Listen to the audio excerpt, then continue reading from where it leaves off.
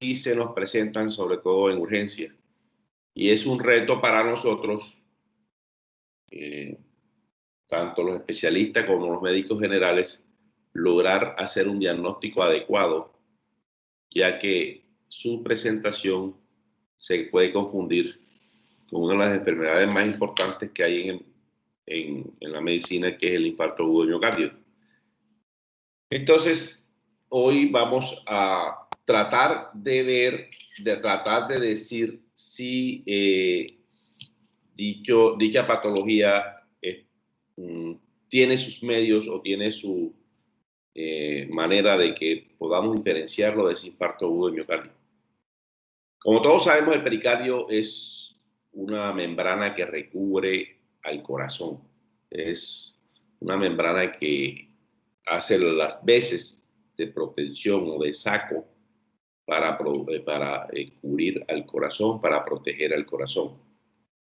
Es fibroso, tiene dos capas, una que se adhiere al corazón y la que no se adhiere, es visceral y parietal.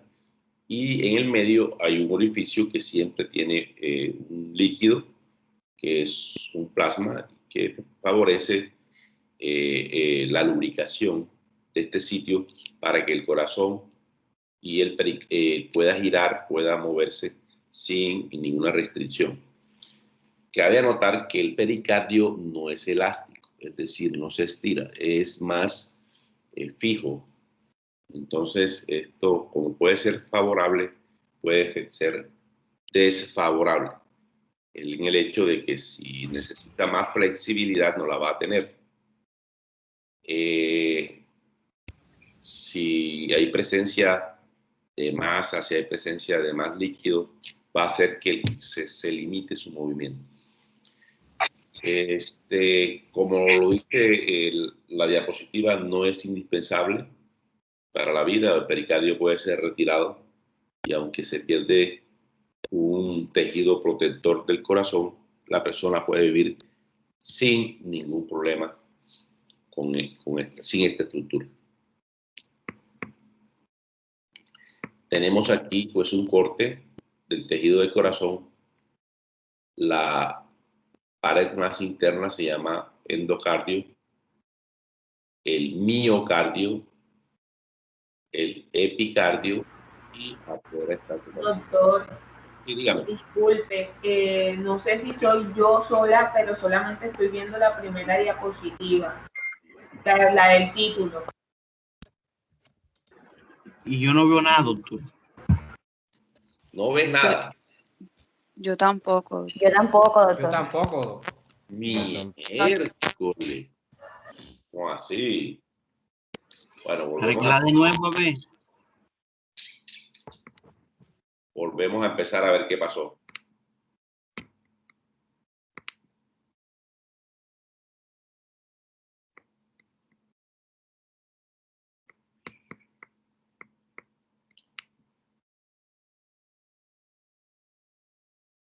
Pero está ahí como presentación. Tampoco ven ahí. Yo tampoco veo nada aún. Sí, ahora sí, doctor. Ya, sí se ve. Sí, doctor, ahora sí. Ahora sí, doctor. ¿En qué diapositiva está? En la segunda. Sí. Entonces tenemos, ¿todos ven? Sí, señor. Sí. Sí, doctor. Entonces tenemos lo que le comentaba, que un corte del tejido del corazón. Nos habla de endocardio, de miocardio, que también hablaremos hoy sobre el proceso inflamatorio del miocardio, el epicardio y el pericardio. Recuerde que hay infartos que empiezan en el endocardio, de aquí para el miocardio, y otros infartos que se pueden dar del epicardio hacia adentro. Por eso es que pared epicárdica es una lesión o una isquemia subepicárdica o subendocárdica. Se refiere a debajo del endocardio o a debajo del epicardio. Y este es el tejido miocárdico, que también se inflama por diferentes patologías. Estamos hablando del epicardio, que tiene del pericardio, que tiene dos paredes y que en la mitad tiene un espacio y ese espacio tiene que ver con la parte donde el corazón se mueve de un lado para otro como medio de protección, digámoslo así. ¿Sí? Entonces,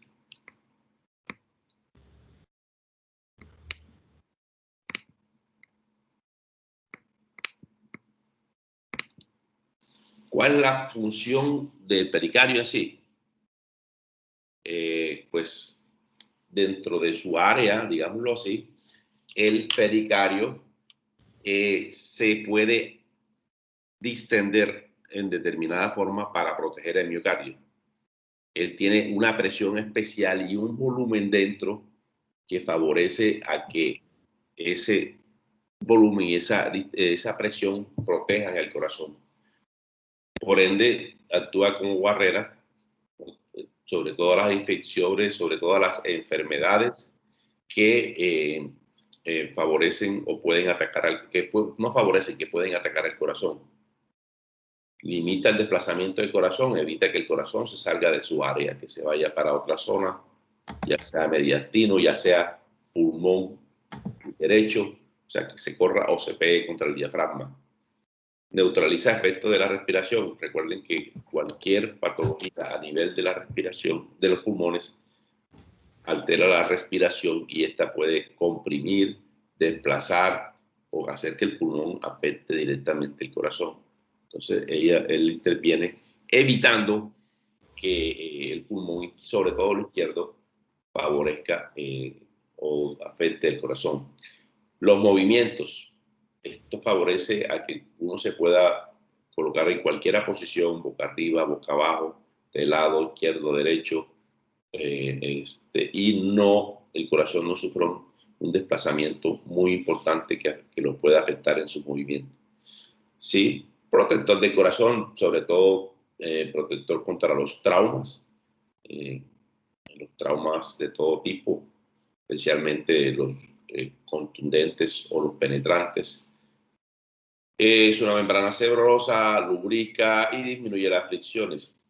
Recuerden que esto es un prote en el corazón permanentemente, es el músculo que más se mueve en el organismo, permanentemente está en movimiento.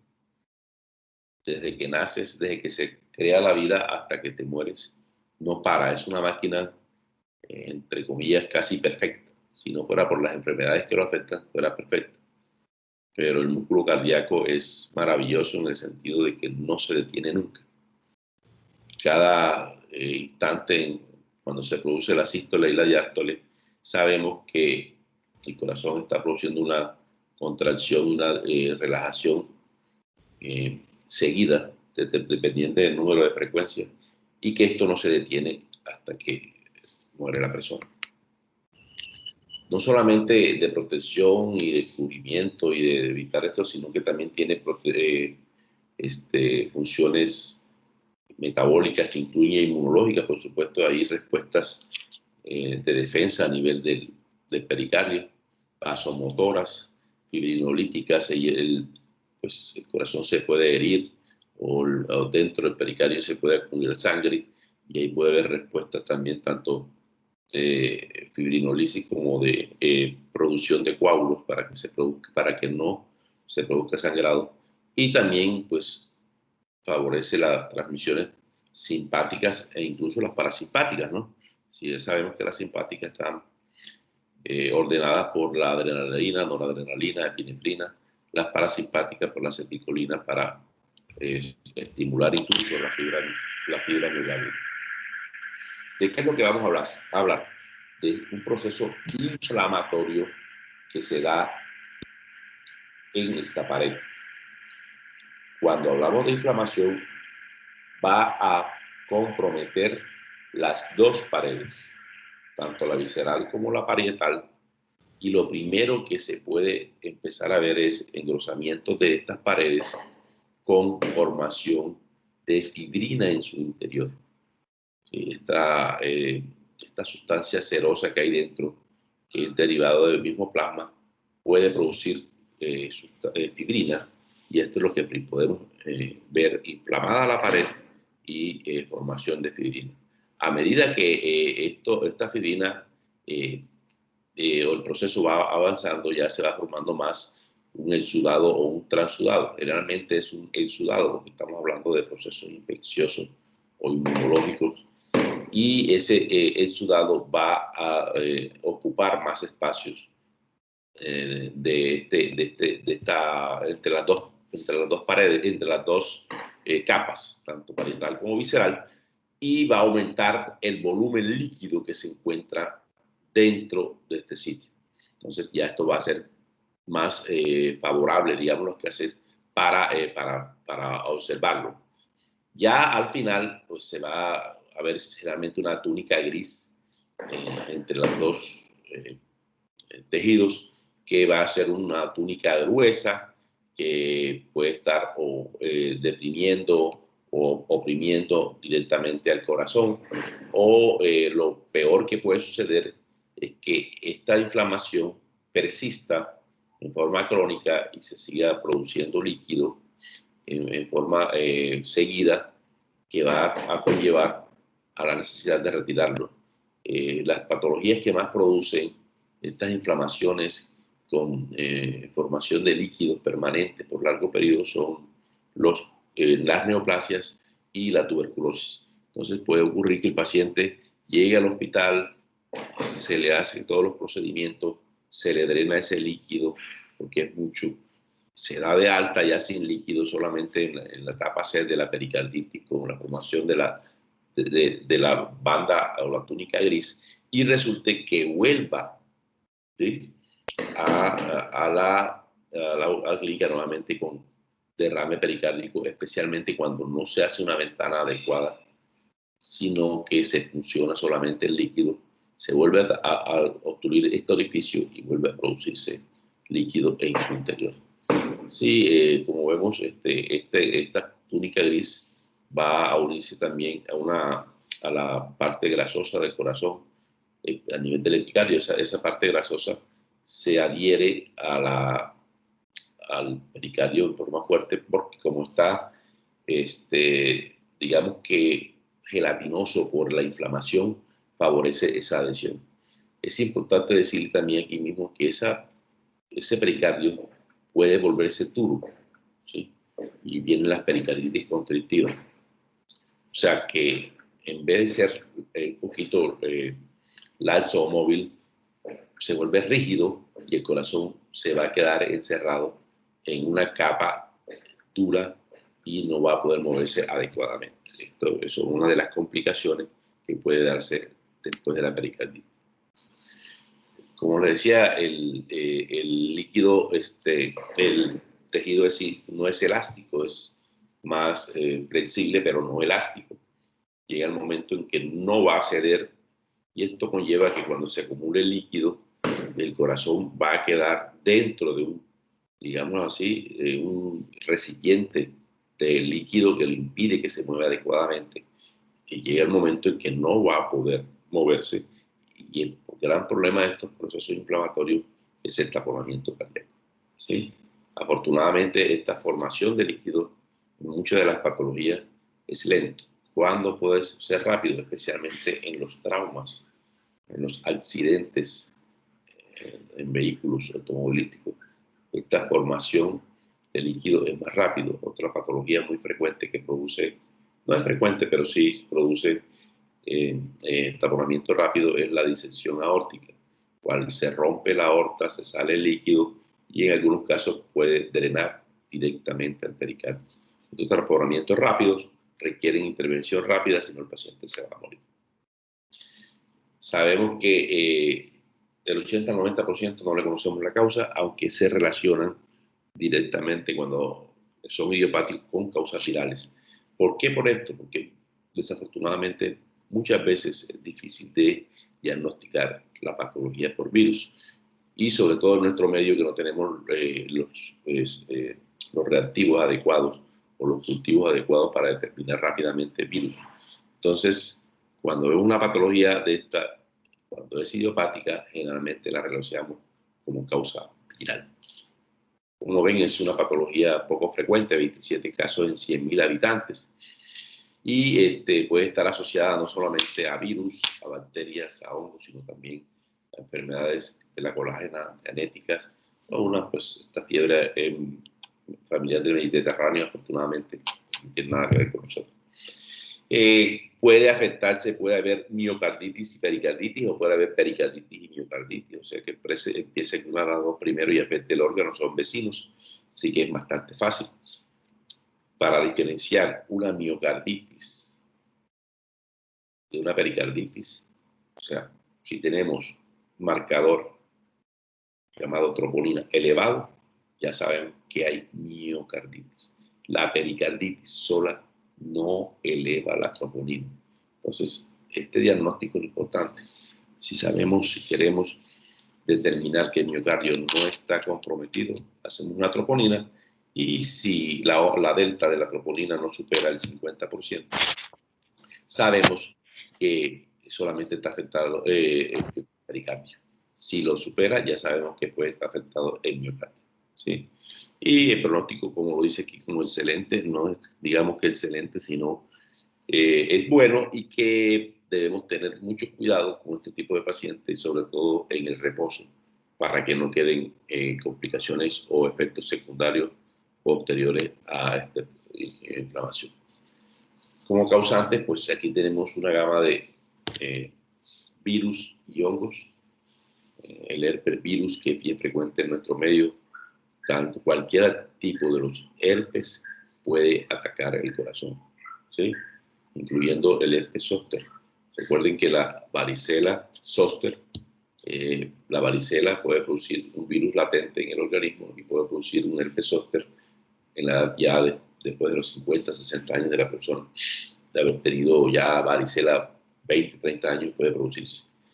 Todos los enterovirus, los adenovirus, los parvovirus pueden atacar el pericardio, ¿sí? Y puede producir inflamación.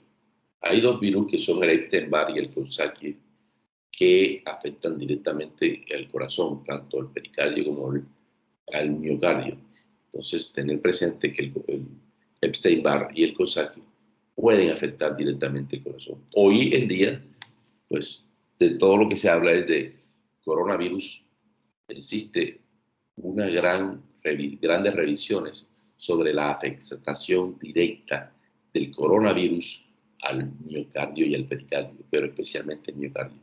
Es impresionante cómo el virus llega a la sangre, llega al pulmón, atraviesa esa barrera que tiene el pulmón, entra al torrente circulatorio, llega al corazón, afecta el endotelio de los vasos, penetra, ingresa llega al miocardio y produce un proceso inflamatorio devastador. Incluso eleva troponinas en forma altas, muy altas, forma importante. No solamente en esa forma, sino igual como lo hacen todos los virus, que dispara una cascada inflamatoria, proceso inflamatorio de citoquinas, incluyendo factor de necrosis tumoral, van a conllevar a un ataque directo inflamatorio a la fibra miocárdica. Entonces, el coronavirus está afectando el corazón directo e indirectamente por inflamaciones o citoquinas inflamatorias, que son la cascada o tormenta inflamatoria que se llama, que es la que está produciendo esta mortalidad tan importante en el coronavirus. Y por último, no contento, el coronavirus puede producir alteraciones del endotelio en las coronarias, y si tiene el paciente placas ateromatosas por el colesterol, las puede destruir, las puede abrir, las puede desestabilizar, es el término, y producir coágulos y producir infartos. Entonces, son tres formas como ataca el coronavirus, y es bueno que ustedes lo sepan. Al corazón, inflamándolo directamente, tanto el pericardio como el miocardio, produciendo la cascada de citocinas o citoquinas, que son sustancias inflamatorias y que son las famosas tormentas inflamatorias que produce, y también alterando el endotelio vascular de las coronarias, favoreciendo la enfermedad coronaria. Es impresionante cómo puede atacar. En cuanto a hongos, pues cualquiera de estos 4 hongos puede atacar directamente el pericardio: Mycoplasma, Cándidas, Aspergillus, Bacillus, especialmente cuando hay enfermedades que produzcan inmunodepresión, que va a conllevar a que estos hongos puedan reproducirse. Pero no solamente los virus, los hongos, también las bacterias, ¿sí? Atacan al pericardio, y aquí aparece la tuberculosis. La tuberculosis en nuestro medio es una patología que se ve, por mucho tiempo estuvo calmada, pero ya nuevamente ha resurgido. Ya ves tuberculosis en todos los estratos, en pacientes desnutridos como no desnutridos, y quizás una manifestación de esta tuberculosis puede ser pericarditis o derrames pericárticos crónicos, que van a conllevar a inflamaciones, procesos inflamatorios del pericardio que lo lleguen a dañar totalmente. Estos derrames y estas pericarditis crónicas a veces son un hallazgo. Se hace un estudio del corazón por unos dolores atípicos, por una fiebre atípica, pensando quizás en endocarditis, y lo que nos encontramos es que el pericardio está inflamado y es secundario a la tuberculosis. Los estafilococos que están ahí en los pulmones, los estreptococos, los hemófilos, las clamidias, los micoplasmas, neumococos, aún el meningococo, son bacterias porque están en contacto directo, digamos, con el pericardio, en procesos inflamatorios de los pulmones, en neumonías, ¿sí? Y que favorecen el proceso infeccioso en este tejido. La Klebsiella burnetii es frecuente también que afecte el pericardio, y menos frecuente la leptospirosis. Recuerde que es la bacteria que transfiere o que infecta a través de las ratas. La legionela, que en nuestro medio es mucho más frecuente, es mucho menos frecuente. Entonces, una gama de bacterias que pueden afectar el pericardio, y que en general, además de producir la inflamación, puede tener una característica: producir pus. Esa pus que se produce en cualquier parte del organismo puede ser producido allí en el espacio del pericardio. En vez de líquido, en vez de sudado, se produzca pus por la bacteria, y ya ven ustedes que va a ser más difícil el drenaje de esta sustancia y puede afectar más fácilmente el movimiento del corazón, porque este material es mucho más espeso y más difícil de extraer, y va a tener que abrirse una ventana o retirarse totalmente el pericardio y hacer un lavado del corazón por la pus. Otros gérmenes de los parásitos que son menos frecuentes, pero que se pueden dar, el Toxoplasma y el Echinococcus, pueden afectar también el pericardio. Existen medicamentos, especialmente los antineoplásicos, ¿no? Pacientes con cáncer, no solamente el cáncer por sí solo puede producir derrame pericárdico, la neoplasia, especialmente las neoplasias con metástasis, pueden afectar el pericardio y producir un derrame pericárdico impresionante. Son derrames pericárdicos grandes, afortunadamente son lentos, pero que deben ser drenados en determinado momento, que sean abundantes, porque pueden comprometer el funcionamiento del corazón. El 5-fluorouracilo, la ciclofosfamida, doxorubicina, daunorubicina, arabinósidos, todos son medicamentos que actualmente se siguen usando en las quimioterapias, y que producen, por inflamación que puede producir el medicamento, pericarditis e incluso derrame pericárdico. Recuerde que estas sustancias son altamente irritantes y producen procesos inflamatorios. Otros medicamentos que son ampliamente usados, como la amiodarona, que es un antiarrítmico bien frecuente, en raras ocasiones estamos hablando de 0.1% o menos, 0.1% o menos puede producir pericarditis. Minoxidil, quizás ya muchos conozcan el minoxidil, porque ahora he visto ya 4 casos de jóvenes con taquicardias, hombres. Parece ser que muchos dermatólogos o médicos generales están prescribiendo, o el mismo joven está utilizando el minoxidil para que le salga barba, sobre todo la barba, quedémonos ahí. El minoxidil es un medicamento que, además de bajar la presión en forma importante, puede producir taquiarritmia y puede producir pericarditis, inflamación del pericardio. También es muy raro, pero sí se puede dar. El minoxidil produce más taquiarritmia y produce más disminución de la presión arterial. La clonazepina, que es una benzodiazepina, también puede producir. Las tiazidas, que son diuréticos que se utilizan para la presión, muy raro, pero también mencionarlo. El antibiótico de streptomicina también puede producir. Existen otros medicamentos, solamente lo que acabamos de mencionar por hipersensibilidad.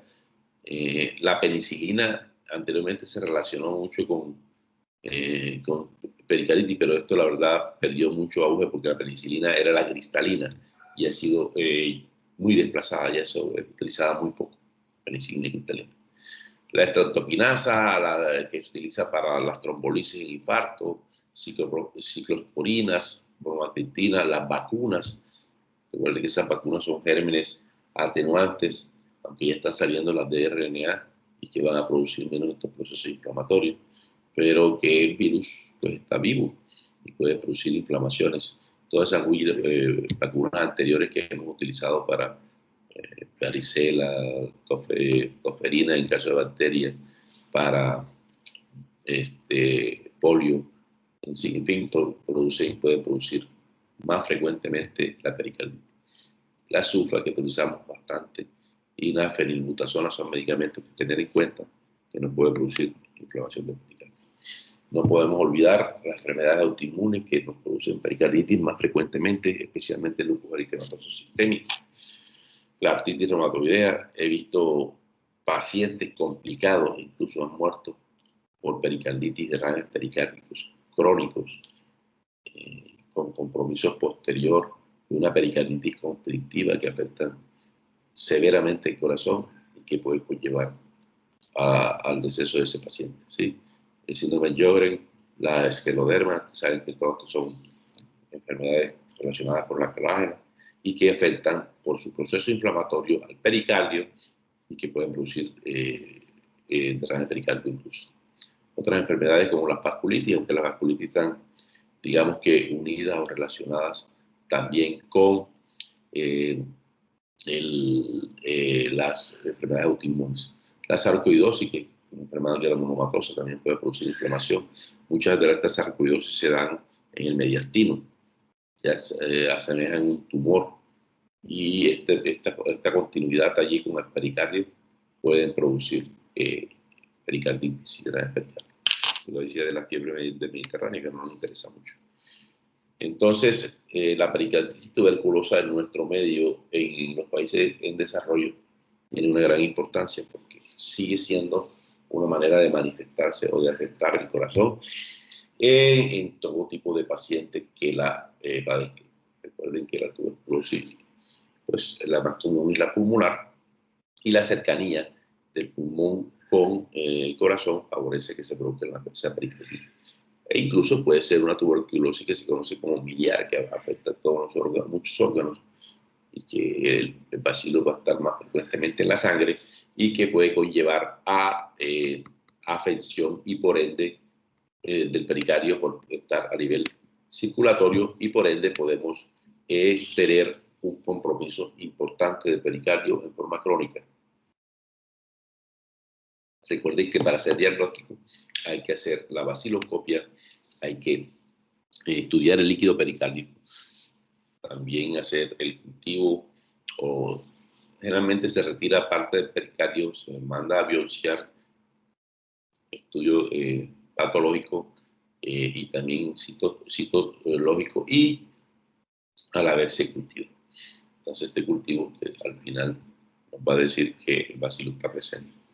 Importantísimo, importantísimo el tratamiento adecuado. Recuerde que es un tratamiento prolongado a 6 meses todavía y que no podemos dejar o suspender porque pueden favorecer más. Esta tuberculosis se vuelve resistente a esos medicamentos. Lo que les comentaba de las purulentas, especialmente Staphylococcus y neumococo, van a producir pus. Realmente los hongos también pueden producir pus, pero está más relacionado con las infecciones pulmonares por bacterias.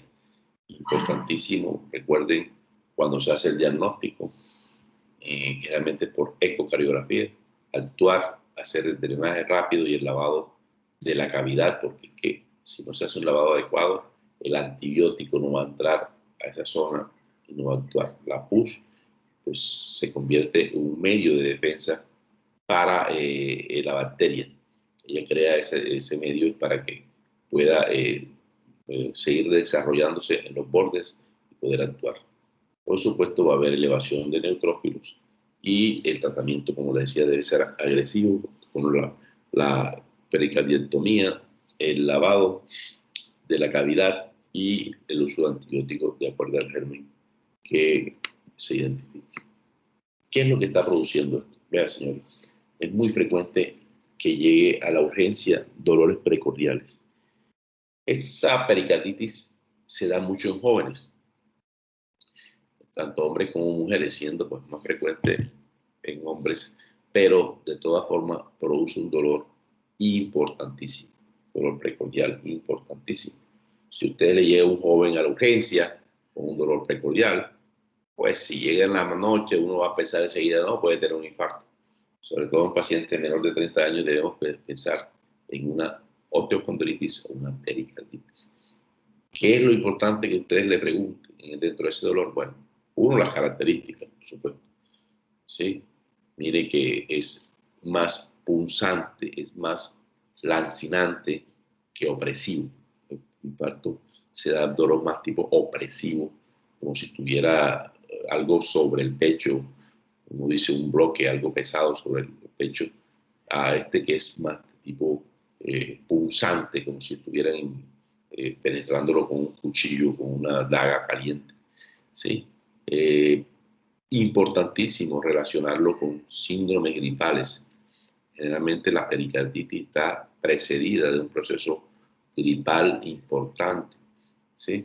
Ya sea bacteriano o viral, que es más frecuente, o bacteriano. Entonces, relacionarlo, preguntarle si está o ha acusado una gripa importante. Y pues las características de irradiación, vean que tienen las mismas que un infarto, cuello, brazo, mandíbula. O sea que eso no le va a servir mucho de diferenciación. Entonces, jóvenes con dolor precordial, precedido de un síndrome gripal, o lo más seguro que sea el dolor precordial sea de causa por pericarditis. Estos pacientes pueden tener también fiebre. Algunos tuvieron episodios de fiebre cortos, otros tienen todavía fiebre. Entonces, esa fiebre se relaciona con el proceso inflamatorio o infeccioso que está todavía activo. Por supuesto, todo paciente que tenga ya una enfermedad de la colágena determinado, hay que orientarlo inmediatamente, si tiene un dolor precordial, a que tenga un proceso de pericarditis. Si ya el lupus, el escleroderma, ¿sí? El artritis reumatoidea está presente en forma importante, cuidadito, no dejemos pasar el diagnóstico si tiene dolor precordial. El dolor puede ser, y aunque sea ya paciente de edad, puede ser por la misma enfermedad que está produciendo dolores a nivel de los cartílagos o por pericarditis. ¿Qué encontramos en el examen físico? Frote pericárdico. Esto es un fluido característico. Espero que conozcan las lijas, lo que utilice para quitar las pinturas en la madera o mejorar la superficie de la madera. Esa lija, usted toma una contra otra y la frota y suena igualito a lo que suena el frote pericárdico. Es un roce que usted oye en el corazón y dice, bueno, ¿y esto qué es? Pues es el frote que producen las dos capas del pericardio, la parietal con la visceral, que como está inflamada, se rozan entre sí y producen ese frote. Eso es característico en la pericarditis. La disnea se puede presentar, muy frecuente, incluso puede ser la manifestación inicial y sobre todo si hay derrame pericárdico importante. Proceso inflamatorio va a producir taquicardia, va a favorecer a la taquicardia. Y pulso paradójico que es frecuente encontrarlo, y es la diferencial de la presión a nivel de los brazos. Al tomarlo, inicialmente y después se pone a inspirar el paciente, hay una caída importante de 10 milímetros de mercurio o más de 10 milímetros de mercurio de la presión inicial. Entonces, ese pulso paradójico puede tomarse en la urgencia. Desafortunadamente, muchas veces no tenemos tiempo y lo debemos pasar. La irritación yugular se va a presentar y bueno, ya esto es un método diagnóstico. Una de las manifestaciones o cambios importantes en la pericarditis son los cambios electrocardiográficos. ¿Sí?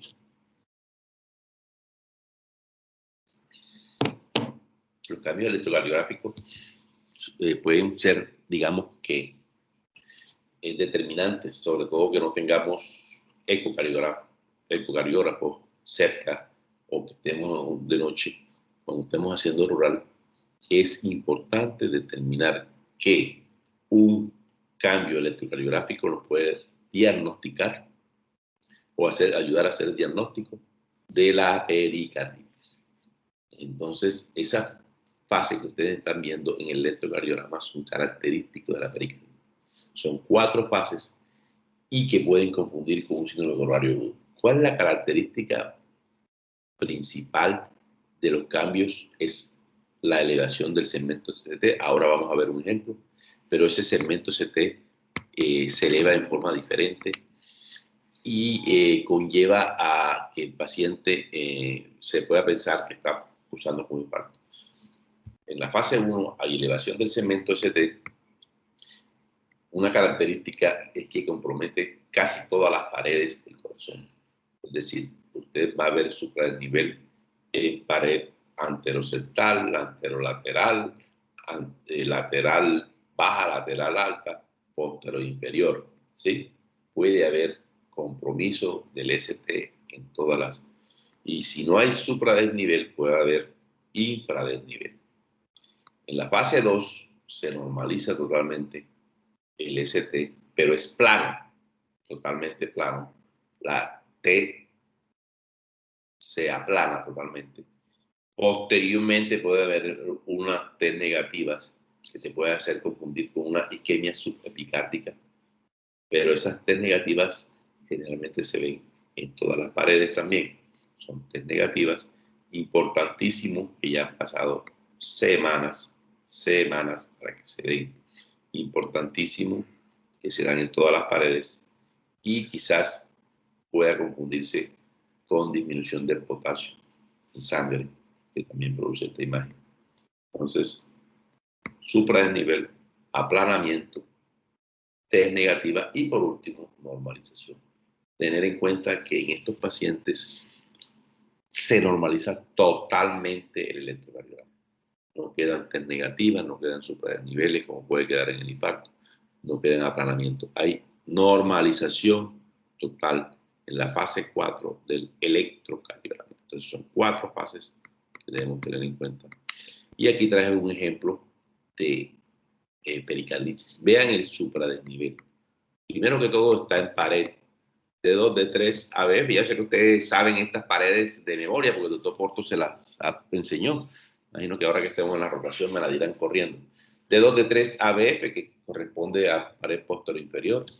Tiene supradesnivel en B3, B4, miren el punto J, está elevado incluso en B2, que no tiene la característica cóncava.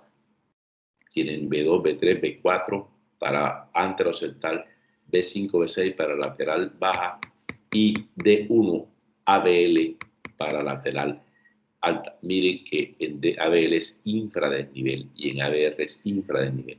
En ABL es infradesnivel porque el vector está más hacia D3 ABL, ABF, vector o el eje está más hacia la derecha. Entonces ABL es negativo y por eso se está reflejando como infradesnivel, así como en la ABR. Pero miren, yo lo que quiero que vean es la imagen de elevación del punto J y la imagen cóncava que se da ¿sí? En el supradesnivel. Generalmente en el infarto es hacia arriba y aquí el ST es hacia abajo. El supradesnivel del punto J, elevación del punto J, pero con imagen hacia abajo. Entonces es una diferencia de la pericarditis que nos puede ayudar muchísimo. Las paredes, el tipo de supradesnivel. Y pues sobre todo si en pacientes jóvenes, no pensar que si vemos esta imagen en infarto de miocardio. La radiografía de tórax, importantísima. Quizá no tengamos otro método también diagnóstico, pero el corazón se va a ver crecido. Fiebre, tos, expectoración, por supuesto que es difícil hacer un diagnóstico definitivo con una radiografía de tórax, porque la cardiomegalia se puede dar en muchas patologías y esa patología te puede desorientar. Podemos hablar de una miocarditis, podemos hablar de que ya el corazón está crecido por otras causas y no precisamente por una pericarditis, por derrame pericardítico. Pero yo quiero que le pongan, espero que vean bien la imagen de radiografía de tórax, le pongan fe y vean en los bordes del corazón que el tamaño es más claro, que hay una parte que es más clara que el centro. ¿Sí? Esa imagen de más claridad es el derrame pericárdico. Es decir, el derrame pericárdico hace que el corazón se vea crecido, pero realmente no está crecido, sino que el líquido está ocupando un espacio y que da la sensación que el paciente tenga cardiomegalia, pero lo que tenemos es verdaderamente líquido. Por supuesto, complementar con hemograma, con PCR, que es de gran importancia. Por favor, pidan cualquier sospecha de proceso inflamatorio, de cualquier infección, es importante que pidan PCR. La PCR se ha vuelto indispensable para determinación del proceso inflamatorio, indispensable para saber sobre el estado o la gravedad de la enfermedad, indispensable para saber la evolución. Entre más suba o más baja este proceso inflamatorio, más va a determinar la gravedad de la enfermedad. Por supuesto, debemos pedir la troponina más que por infarto para descartar si el proceso está comprometiendo o no está comprometiendo el miocardio. ¿Sí? Es fácil solamente con el método diagnóstico hacerlo. Definitivamente, el diagnóstico definitivo, bueno, valga la redundancia, es con el ecocardiograma. El ecocardiograma es un método diagnóstico preciso para decir si el pericardio está inflamado y sobre todo, para decir si hay derrame pericárdico, que es lo más importante de tener en cuenta en este proceso. Quizás no se logran orientar. Este es el corazón. Tiene la cavidad, las paredes del corazón gruesitas y la cavidad interna del ventrículo izquierdo en este caso. Esta línea negra que bordea todo el corazón es el derrame pericárdico. Además de la inflamación, ¿por qué sé que está inflamado? Porque lo veo refringente, mucho más blanco, como normalmente quizás no han visto normales, pero lo veo refringente, veo fibrina y veo derrame pericárdico, el líquido que está dentro. Por supuesto, no sé qué clase de líquido es, pero sí sé que hay derrame pericárdico, que está inflamado el pericardio, que de entrada estamos delante de una pericarditis. Puede ser en diferentes partes, izquierda, derecha, global, en pequeñas cantidades que no, muchas veces no ejercen ningún compromiso para la vida. Incluso el paciente puede estar en su casa con su derrame pericárdico leve y su tratamiento en reposo y mejorar rápidamente. Para hacer el diagnóstico en la fase aguda debemos tener dos de estos criterios: el dolor precordial, la oclusión pericárdica, porque vas a tener que verla definitivamente con el eco, el método diagnóstico, especialmente el ecocardiograma, cuando ves el supradesnivel, y escuchar el frote pericárdico. Entonces, si tienes dos claros, dos o más, ya podemos empezar a hablar de una pericarditis aguda. Recuerden que la pericarditis aguda se está en las primeras horas o días del proceso inflamatorio. Estamos hablando de sintomatología de menos de una semana, de fiebre, de síndrome gripal, puede ser, que está evolucionando. Ya existen otras clases como la incesante, que se da de 4 a 6 semanas, pero debe demorar siempre menos de 3 meses. La recurrente, que es la que ya se sabe que hay un proceso inflamatorio agudo y mejora y vuelve a recaer, mejora y vuelve a recaer en los primeros 4 a 6 semanas, incluyendo hasta los 3 meses. Entonces, esa patología es la recurrente. Y la crónica, pues la que ya los síntomas perduran más de 3 meses o el derrame pericárdico se sigue formando aún después de 3 meses. Es importante estos pacientes que hacen pericarditis crónica tomar una determinación en el manejo para solucionar el problema. Entonces tenemos aguda, incesante, recurrente y la crónica, la clasificación como tal. En cuanto a la clasificación de su efusión, puede ser, pues como lo dije, aguda, puede también ser subaguda. La aguda menos una semana, subaguda de 3 a 4 semanas, incluso hasta los 3 meses, y la crónica más de 3 meses.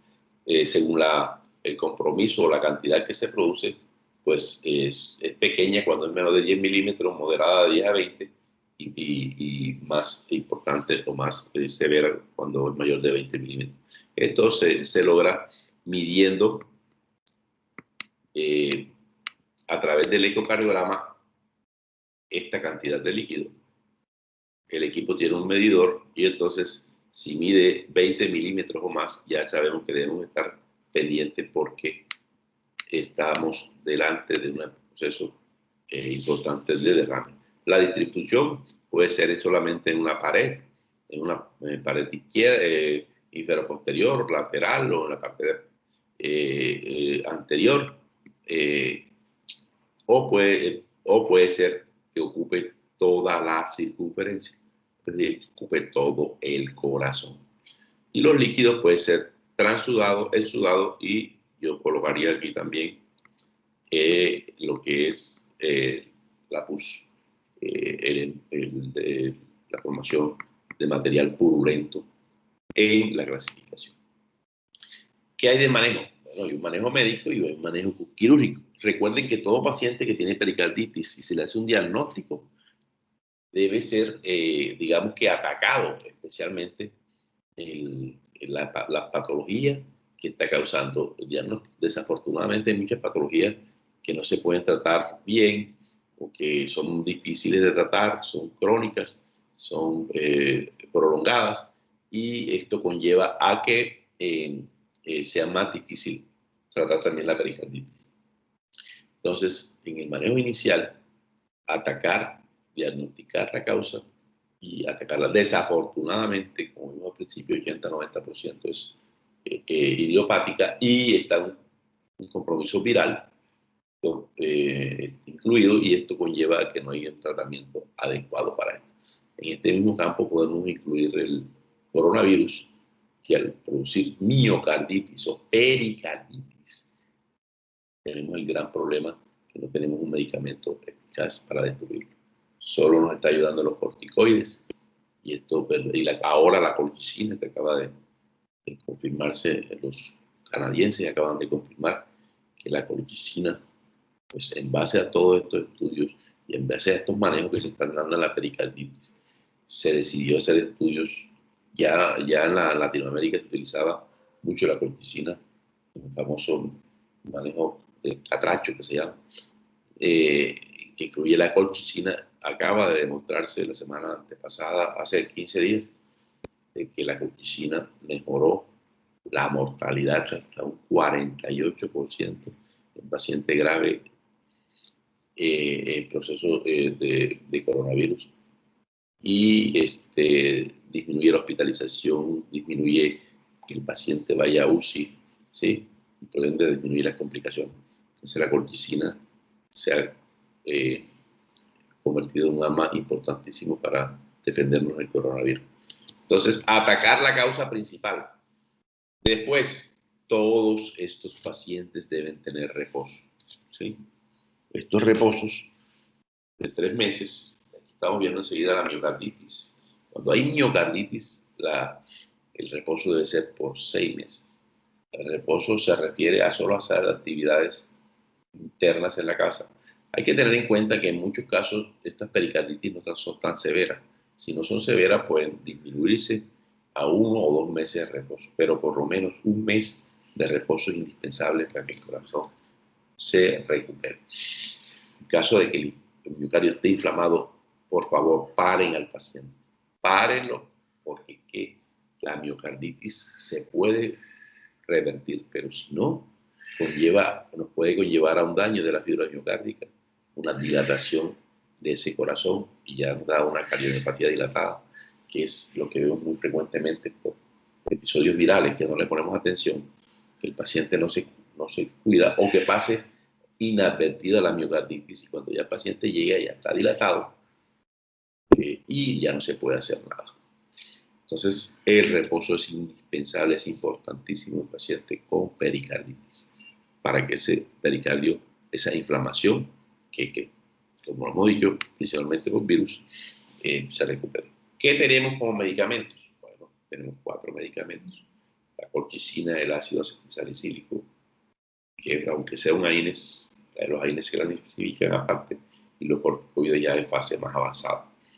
La colchicina es un desinflamatorio, es un medicamento que se utilizaba muy poco ya y que quedó muy relevante para estados especiales, especialmente la gota, cuando hay el ácido úrico elevado y el paciente presenta complicaciones, como la que se llaman gotas.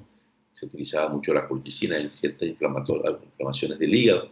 Entonces, el resurgimiento de la colchicina está dado en su efectividad en procesos de todo tipo de inflamatorio, ¿sí? Que puede ser importantísimo para mejorar procesos inflamatorios. El ácido acetilsalicílico, todos lo conocemos. Aquí estamos hablando no la dosis que se utiliza en el corazón o para prevenir infarto, sino en dosis ya altas. Estamos hablando, ahora vamos a ver, de 1 gramo en cada toma. Los AINES, los que más se utilizan es el ibuprofeno, el que más ha dado resultados, el más utilizado, pero no se descarta el diclofenaco, el meloxicam, todos estos AINES pueden ser utilizados. Y los corticoides pues quedan a usarse en dosis baja, pero ya cuando hay recaídas o ya hay complicaciones que no responden a los anteriores. Este es el estudio que confirmó la utilidad de la colchicina en la pericarditis aguda. Y aquí tenemos, digamos, que en la pericarditis aguda todo lo que podemos utilizar. Recuerden que si utiliza aspirina no puede utilizar AINES, o sea, o utiliza la aspirina o el ibuprofeno, por poner un ejemplo. Puedes combinarlo con la colchicina y lo más importante, la restricción de ejercicio. En caso de que aún así siga la recaída, la segunda línea es la utilización de alguno de estos dos y además de corticoides. Es importante que se excluya la infección. Recuerden que la infección y corticoides no se llevan. Los corticoides pueden producir inmunodepresión en la respuesta de defensa del organismo y conlleva a que ese germen pueda atacar más. Si hay una pericarditis recurrente, el mismo tratamiento, ¿sí? Ácido acetilsalicílico, aquí le hacen propaganda en un laboratorio, ácido acetilsalicílico, AINES, colchicina y el ejercicio. Si en la segunda línea podemos utilizar corticoides, pero si la recurrencia sigue, ya podemos utilizar inmunoglobulina. El anakinra no lo tenemos en nuestro medio. La azatriopina sí lo tenemos. Entonces la azatriopina ha tomado una gran importancia en los estados de recurrencia permanente. Por último, si no nos resulta nada, totalmente el pericardio. Bueno, entonces tenemos allí el seguimiento del tratamiento de pericarditis aguda y pericarditis recurrente. Estas son las dosis, como les decía, puede utilizarse hasta 1 gramo cada 8 horas. Por supuesto, a la primera semana, ya que haya mejoría, podemos disminuir la dosis. ¿Sí? Primera, segunda semana, depende de la sintomatología, 250, 500. Recuerden que el ácido acetilsalicílico es muy irritante a nivel gástrico y esto produce lesión. El ibuprofeno, 600 miligramos cada 8 horas, disminuir la dosis a 200, 400 o 400, dependiendo la respuesta a la primera y segunda semana. La colchicina, si tienen menos de 70 kilos, una tableta, si tienen más de 70 kilos, puede utilizar 2 tabletas, incluso la tercera tableta. Entonces, esta es la guía en sí. Recuerde que ácido acetilsalicílico o los AINES y la colchicina están en 1C. En caso de que haya necesidad de hacer pericardiocentesis o hacer la cirugía por el taponamiento cardíaco, también es 1C. Importantísimo en el taponamiento cardíaco, lo ideal es retirar totalmente el pericardio, ya no tiene ningún importancia de que se retire. Recuerde que no es indispensable. Y también es importante retirar el pericardio o tomar una buena muestra de pericardio cuando no sabemos qué tipo de bacteria está afectando o cuando hay etiología neoplásica. Lo que le decía, que en las neoplasias se sigue produciendo eso. De las complicaciones, pues la más importante es el taponamiento cardíaco. Sabemos que la acumulación de líquido ahí alrededor del corazón evita en un momento que el corazón pueda moverse y pueda llevarse adecuadamente la diástole, y al no llenarse el corazón, pues va a empezar a llevar a mal funcionamiento, a falla cardíaca. Entonces, de las causas de taponamiento, por supuesto, la pericarditis, pero tuberculosa, iatrogénica, los traumas, como les decía, son quizás las causas más rápidas, las neoplasias, que se vuelven crónicas, ya menos frecuentes, la enfermedad de la colágena, la radioterapia en pacientes que están sometidos a radioterapias por cánceres largos. El infarto puede producir taponamiento, puede producir derrame pericárdico, puede producir pericarditis y puede producir taponamiento. Es menos frecuente, pero sí tenerlo en cuenta, sobre todo infartos muy, muy extensos. La uremia, en la insuficiencia renal, especialmente la aguda, pueden producirse taponamientos agudos por la lesión renal. Importantísimo también existe, ya no lo había mencionado, un derrame pericárdico crónico en pacientes con falla renal crónica. Hay que tener en cuenta que estos derrames quizás no progresen, pero sí vigilarlos, sí vigilarlos porque se vuelven crónicos, derrames pericárdicos pequeños que no progresan, pero que hay que vigilarlo porque en algunos casos pueden progresar, sobre todo si el paciente ya está en diálisis. Lo que le decía de la distensión aórtica puede romperse y drenar hacia el pericardio. Esto puede ser una urgencia. Hemos tenido un caso en el IMAT de pacientes con distensión que debutan más por el derrame pericárdico. El dolor y se determina primero el derrame pericárdico porque va a drenar directamente la ruptura de la aorta al pericardio. La infección bacteriana que decíamos y el neumopericardio por accidente. Entonces lo que vamos a ver principalmente es la tirada de Beck, en la cual hay ruidos cardíacos disminuidos, hay ingurgitación yugular y hay hipotensión. Son los tres signos que usted debe buscar cuando está pensando que el paciente está taponado. No escucha bien los ruidos, hay ingurgitación yugular y la presión se vino a pique. Entonces, ojo con la ingurgitación yugular, que se hace importantísimo. Entre más grande el taponamiento, más el derrame pericárdico, más es la ingurgitación. Y si está todo tamponado, vas a ver una ingurgitación yugular. Tiene grado 1 cuando no llega al esternocleidomastoideo, grado 2 cuando llega y grado 3 cuando pasa al esternocleidomastoideo. Es una clasificación que ha desaparecido mucho, pero que en la semiología era indispensable saber el grado de ingurgitación yugular.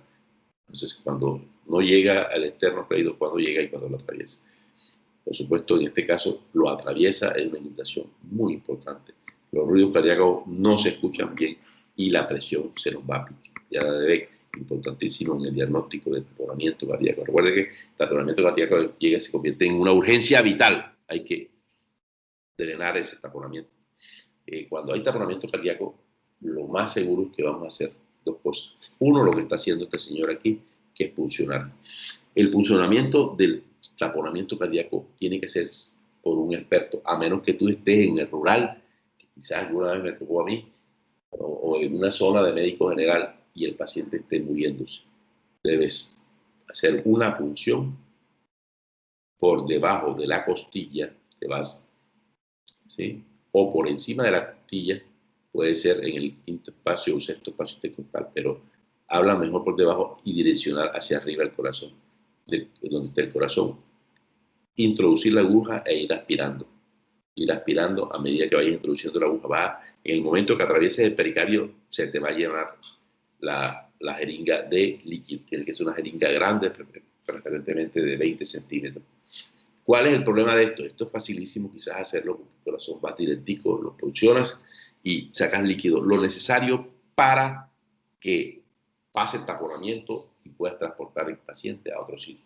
El problema es que puedes darle a una coronaria.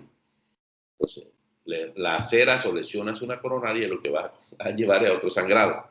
El paciente empieza a sangrar y se va a formar, entonces, es sangrado por la ruptura de la coronaria. Pero si tú estás ante un paciente que tuvo un accidente y te llega una urgencia, ¿sí? Estamos hablando de ese accidente automovilístico, y tú sabes que el paciente se tapó, ¿no? Puedes realizar esta función. La otra es que la hace el cirujano general, el cirujano de tórax o el cardiovascular, que abres el tórax, llegas allá mismo, quitas el pericardio, quitas un pedazo grande de pericardio y drenas, aspiras toda esa sangre o todo el contenido de líquido. Si es un proceso infeccioso, lo ideal es retirar el pericardio, ¿sí? Si es un cáncer, lo ideal es retirar el pericardio. O sea, quitarlo todo y mandarlo a estudiar. Si es otro tipo de causa, puedes abrir una ventana que es más o menos de 3-4 centímetros cuadrados. Ese tejido lo mandas a estudiar y muchas veces dejas un dren allí. Fijas un dren al exterior y dejas que se drene hasta que ya veas tú que no drene nada, ya lo retiras. O sea, se puede retirar. En cuidados intensivos, muchas pacientes que van a cirugía hacen derrame pericárdico, cirugía de corazón abierto. ¿Ya? Se hacen aquí en Montería, entonces dejas el drain y ya cuando el dreno no se mide nada de líquido, de sangre, retiras el drain allí mismo en la cama de UCI con asepsia y sellas el orificio. Entonces se puede dejar un drain.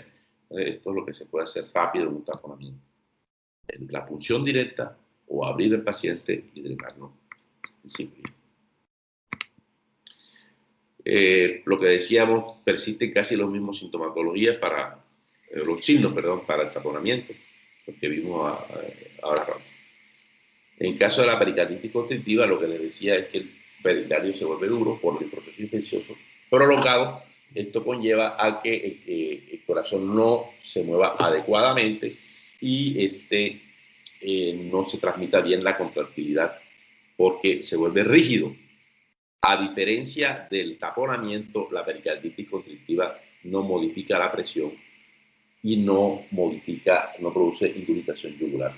Puede producir ruidos velados, pero no produce ingurgitación yugular y no produce hipotensión tan severa como la produce el taponamiento. Recuerden que en el taponamiento la implantación es aguda, inmediata. En la pericarditis constrictiva es lenta. Eso es poco a poco y eso hace una gran diferencia entre el taponamiento y pericarditis constrictiva. Diagnóstico de los dos casos, importantísimo, el ecocardiograma si lo tenemos a la mano, ¿sí? Es el método diagnóstico que nos va a llevar a esto. En cuanto a la recurrencia, lo que decíamos, que pues 4 a 6 semanas después sigue presentando síntomas, ya sabemos que tuvo pericarditis, sigue con el dolor, sigue con la taquicardia, ¿sí? Hoy es el frote pericárdico, aún persiste el supradesnivel. Recuerden que debe desaparecer el supradesnivel con la evolución y ya volverse plano, volverse o T negativas o normalizarse, y el ECOG sigue manifestando el proceso o mostrando la inflamación, o quizás no tanto la inflamación, pero sí el derrame pericárdico. Por supuesto, la BCG, la PCR van a estar alteradas. La recurrencia también se maneja con lo que dije inicialmente con estos medicamentos: ácido acetilsalicílico, el ibuprofeno, la hidrobetracina se utilizaba mucho antes, pero ya ha salido mucho en el mercado, y la colchicina. Recuerden que la colchicina, en estos casos, ya hay veces que cualquiera de estos medicamentos, 3 a 4 meses o hasta 6 meses o más, la colchicina, que es el que más desinflama en una recurrencia. Entonces, medicamento importantísimo, colchicina por más de 6 meses. Dosis, una tableta, cada tableta es de 0,5 miligramos, en menos de 70 kilos, y una tableta cada 12 horas o cada 8 horas, dependiendo del peso, de más de 70 kilos. Importantísimo tener en cuenta que la colchicina produce diarrea. Entonces hay gente que no tolera ni una tableta o los jóvenes no toleran ni media tableta, entonces se nos vuelve esto un problema.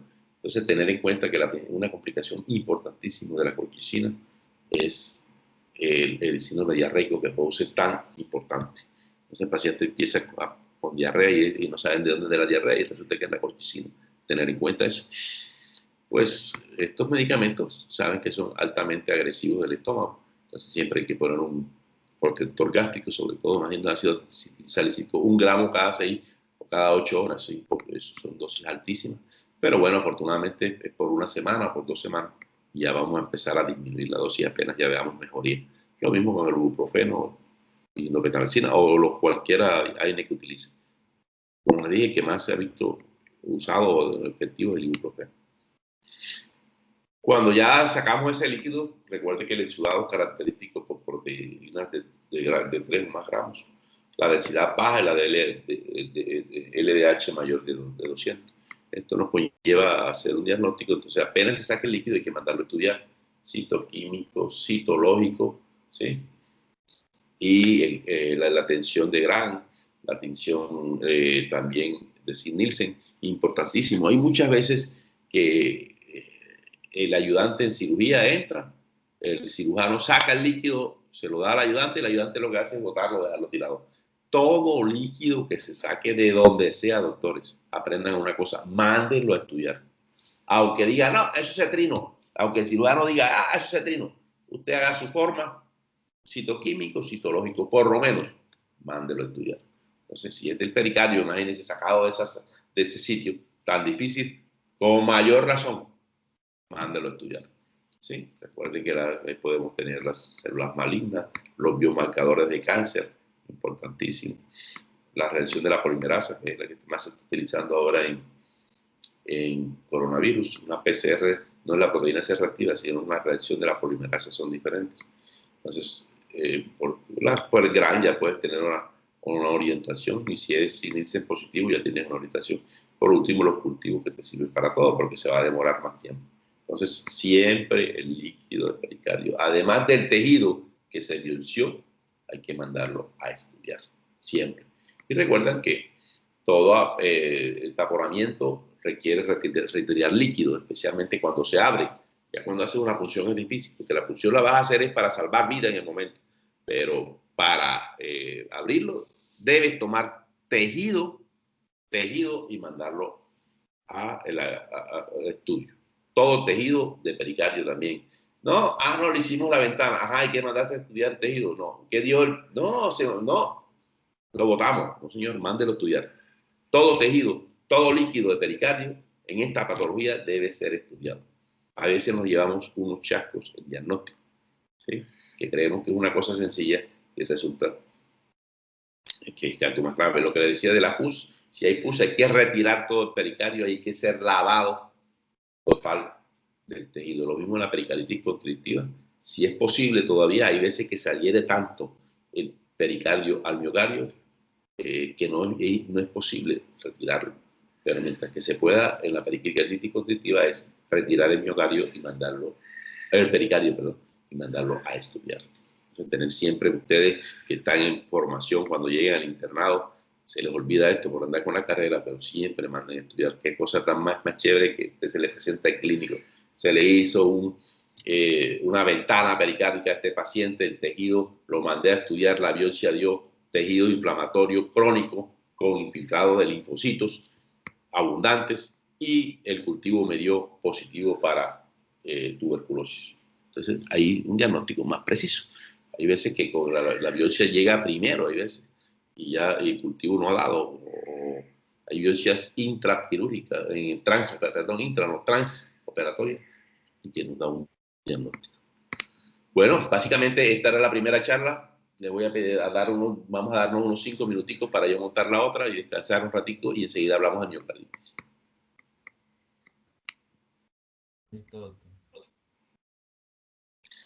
Si hay alguna pregunta mientras.